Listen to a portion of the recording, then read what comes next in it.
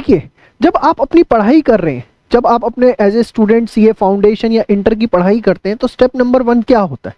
Step number 1 होता है कि आप कोई भी चैप्टर उठाते हैं, उसको समझते हैं। अब समझने का तरीका कुछ भी हो सकता है, आप उसके वीडियोस देखें, आप उसकी सेल्फ स्टडी करें, आप कोई ऑफलाइन पढ़ें, वो कुछ भी हो सकता है। तो स्टेप नंबर 1 जो है, अगर हम बात करते हैं, तो वो हमारे पास क्या होता है? अंडरस्टैंडिंग, कि हमें जो है उस चैप्टर को समझना है, उसके जो कॉन्सेप्ट्स हैं, उसके जो लॉजिक्स हैं, उसको हमें समझना है। और यहाँ पर जो है आज के टाइम पे अगर मैं बात करूं, तो मात्र 5% उसे बच्चे सेल्फ स्टडी से करते हैं, और 95% बच्चे जो है वो कोचिंग का सहारा लेते हैं, यूट्यूब का सहारा लेते हैं, और वहां से जो है इन चीजों को क्लियर करते हैं। अब प्रॉब्लम क्या होती है कि आप लोगों को लगता है कि मैंने कोई चैप्टर उठाया, उसका स्टेप 1 है अंडरस्टैंडिंग, वो मुझे चैप्टर समझ में आ गया, तो उस मेरा हो गया, मतलब मेरे को वो चैप्टर खत्म हो गया, मुझे अब उसको और कुछ करने की ज़रूरत नहीं है। देखिए, मुझे कोई नई बात बताने की ज़रूरत नहीं है। जब आप 11th 12th में पढ़ते थे, 10th में पढ़ते थे, तो जब क्लास में आपको टीचर चैप्टर करवा देता था, तो आप क्या बोलते थे? आप ये बोलते थे कि भाई टीचर ने करवा दिया, मुझको समझ में आ गया है। समझ में तो आ गया है, लेकिन अब मैं घर पर जाके जब खुद क्वेश्चंस करूँगा, खुद उसकी प्रैक्टिस करूँगा, तो मेरा वो चैप्टर जो है बढ़िया से रेडी हो जाएगा। यही होता था आप। लेकिन सीए में क्या होता है? सीए में आप लोग ये समझते हैं कि चैप्टर को मैंने अंडरस्टैंड कर लिया और मेरा काम खत्म। नो, इसके बाद सबसे बड़ी चीज, सबसे इंपॉर्टेंट चीज जो होती है आपकी स्टेप 2। स्टेप 2 क्या होती है? आपकी प्रैक्टिस। प्रैक्टिस करना बहुत ज्यादा जरूरी है। यहां पर देखिए हो क्या गया है, जरा समझिए। एक टेंडेंसी बहुत खराब हो गई है आज के टाइम पे कि टीचर ही क्वेश्चन जो है क्लास में करवाने की कोशिश करते हैं ज़्यादा से ज़्यादा। बहुत अच्छी चीज़ है, इससे बच्चों का जो है घर का टाइम बचता है। लेकिन एक चीज़ समझिए, जब तक आप खुद घर पे जा करके अपने आप क्वेश्चंस को प्रैक्टिस नहीं करेंगे, अपने हाथ से चीज़ों को नहीं निकालेंगे, तब तक आपका जो कॉन्फिडेंस एग्जाम लेवल पे आना चाहिए वो नहीं आएगा। भाई टीचर ने आपको एक limited number of questions class में करवा दिए, जिससे आपकी अंडरस्टैंडिंग डेवलप हो गई, it's okay. Now the step 2 is yours, कि जो भी आपको परफेक्ट प्रैक्टिस बुक के अंदर क्वेश्चंस प्रोवाइड किए गए हैं, वो सारे क्वेश्चंस जो है आप अपने हाथ से करें, और उसके अंदर किसी भी प्रकार की कोई भी गलती अगर आपकी होती है तो उसको आप मार्क करें, अपनी बुक के ऊपर हाईलाइट करें, और उन हाईलाइटेड पॉइंट्स को जो आपकी गलतियां हुई हैं रेगुलरली रिवाइज करते रहें। ये बहुत ज़रूरी है, क्योंकि हर बच्चे की एक अपनी कैपेसिटी होती है, एक अपनी कैपेबिलिटी होती है। जो पॉइंट मुझे मुश्किल लग रहा है, हो सकता है आपको मुश्किल ना लगे, जो आपको मुश्किल लगता है हो सकता है थर्ड बच्चे को मुश्किल ना लगे। ये हमें बहुत अच्छे से समझना पड़ेगा। तो जब आप प्रैक्टिस करते हैं ना, तो आपको खुद समझ में आता है कि आप कहाँ पर लैग कर रहे हैं। देखिए, इंडिया टीम के अंदर 11 प्लेयर्स हैं, बट 11 के 11 प्लेयर्स की अगर हम खेलने की बात करेंगे, तो सबका एक अपना स्टाइल होगा। कोई पेस बॉल पे बहुत अच्छा मारेगा, कोई स्पिन बॉल पे बहुत अच्छा मारेगा, कोई बॉलर होगा, कोई बैट्समैन होगा। सबकी एक अपनी कैपेबिलिटी, अपनी कैपेसिटी है, जिस हिसाब से वो खेलता है। Same way as a student अगर मैं बात करूं, तो आपको ये बहुत अच्छे से समझना पड़ेगा कि आपने कॉन्सेप्ट को अंडरस्टैंड कर लिया, ये बहुत अच्छी चीज है। लेकिन अब आपको खुद प्रैक्टिस करनी है, और सिर्फ परफेक्ट प्रैक्टिस बुक के क्वेश्चंस करने हैं। और प्रैक्टिस नहीं करते हैं तो वो अपने मेन पॉइंट जहां उनको तकलीफ आती है उसको मार्क नहीं कर पाते हैं। एग्जाम टाइम पे उनको यही नहीं पता होता कि उन्हें क्या रिवाइज करना है, क्या रिवाइज नहीं करना, कहाँ कितना टाइम देना चाहिए। भाई जो चीज़ मेरे पॉइंट मार्क है, मुझे पता है उनको मुझे स्पेशली देखना है। जो नहीं है वो मेरे से एक बार में हो गए थे, तो अगर मैं उनको इतना ध्यान से नहीं भी देखूंगा तो मुझे एग्जाम में कोई तकलीफ नहीं होगी। तो this is the step number 2 जो आपको करना होता है। अब जब वो आपका चैप्टर तैयार हो गया, आपने उसके अंडरस्टैंड कर लिए कॉन्सेप्ट्स, आपने उसके क्वेश्चंस को जो है वो प्रैक्टिस कर लिया, इसके बाद जो सबसे बड़ा विषय आता है वो है स्टेप नंबर 3।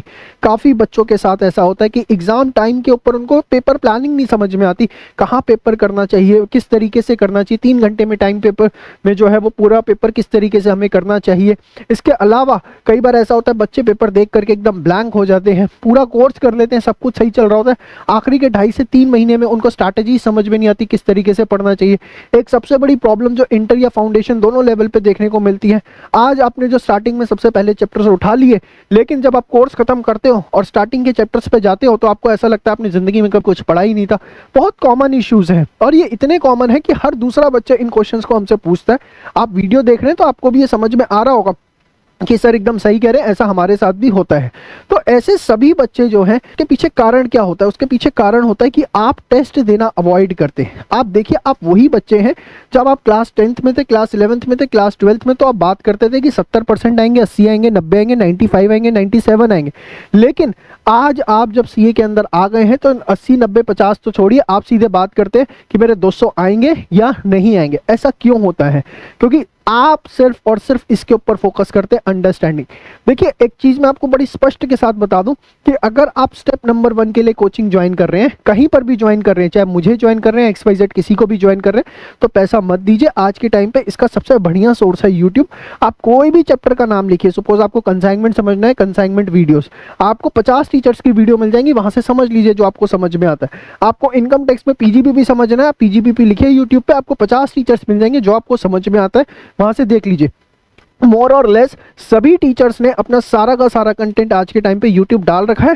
क्यों? क्योंकि वो मजबूरी भी है। अगर आज के टाइम पर यूट्यूब पे आप अवेलेबल नहीं हो तो कोई आपको पूछता तक भी नहीं है। तो ये बात फैक्ट है। तो स्टेप नंबर 1 के लिए तो किसी भी बच्चे को कोचिंग भी ज्वाइन नहीं करनी चाहिए, क्योंकि it is about understanding the concept and that is available on a very good source, that is the YouTube.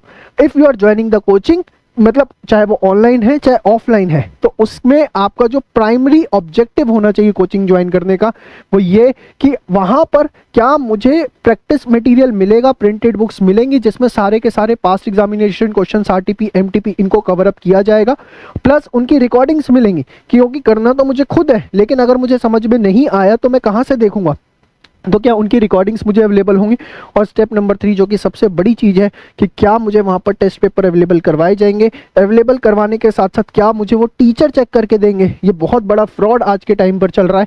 होता क्या है कि आपको बोल दिया जाता है कि आपको टेस्ट पेपर्स मिलेंगे, ये भी बोल दिया जाता है चेक करके मिलेंगे। ये पूछना आपकी जो हमारे टेस्ट पेपर चेक करेगा वो कौन होगा? ये तो नहीं है ऑफिस के रिसेप्शन पे जो बैठे हुए रिसेप्शनिस्ट है उसको आपने पेपर पकड़ा दिया और वो चेक करके हमें दे दे। क्या वो क्वालिफाइड टीचर्स होंगे? क्या उन पे पास पेपर चेकिंग का एक्सपीरियंस होगा? टीम ग्रूमिंग एजुकेशन एकेडमी इस बात के लिए आपको एकदम खुले दिल से और खुले दिमाग से आपको ये विश्वास दिलाती है कि आप इसको लेके बिल्कुल चिंता मत करिए। हमारे पास पूरी की पूरी एक डेडिकेटेड टीम है जो कि well professional qualified chartered accountants, company secretary, advocates हैं जो आपके इन टेस्ट पेपर्स को चेक करते हैं। हर क्वेश्चन पे आपको कमेंट करते हैं कि आपकी गलतियां कहाँ पर हैं और फिर आपको ये वापस करते हैं। ये बहुत बड़ा टास्क है जो कि आपको पास कराने में आपकी हेल्प करता है और ये होना बहुत ज़्यादा ज़रूरी है। अगर हम बात करें परफेक्ट प्रैक्टिस बुक की भी, तो इसके बारे में भी मैं आपको बताना चाहूँगा कि सीए इंटर में या फाउंडेशन में आप किसी चैप्टर के 100 सवा 100 क्वेश्चन प्रैक्टिस नहीं कर सकते। कारण क्योंकि आपके पास समय की जो है वो लिमिटेशन होती है।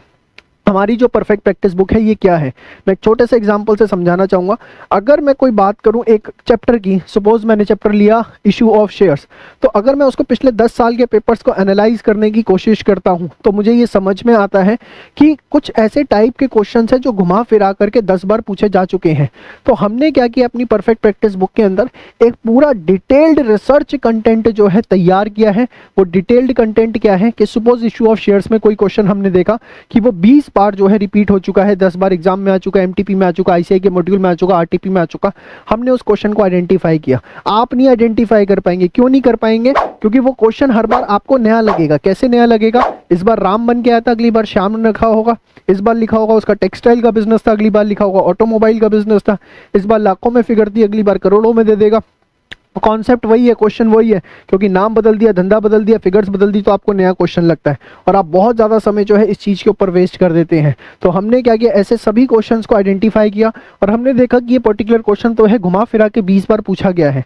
तो हमने क्या किया, उसको अपनी बुक का क्वेश्चन नंबर 1 बना दिया और 1 के नीचे लिख दिया कि भैया ये क्वेश्चन 20 बार एग्जाम के अंदर आ चुका है, इसको बहुत ध्यान से देखना। अगला क्वेश्चन हमने देखा कि ये 17 बार आया हुआ है, तो हमने उसे क्वेश्चन नंबर 2 बना दिया और लिख दिया कि ये 17 बार आ चुका है। इस तरीके से हमने जब सारे चैप्टर्स पे मेहनत करी, सारे सब्जेक्ट्स के फाउंडेशन, इंटर और फाइनल पे भी कर रहे, तो उसके अंदर जो है हमने देखा कि अरे बाप रे बाप, एक चैप्टर के अंदर तो 15 से ज़्यादा, 20 से ज़्यादा, 25 से ज़्यादा क्वेश्चन ही नहीं होते जो बच्चे को करने चाहिए।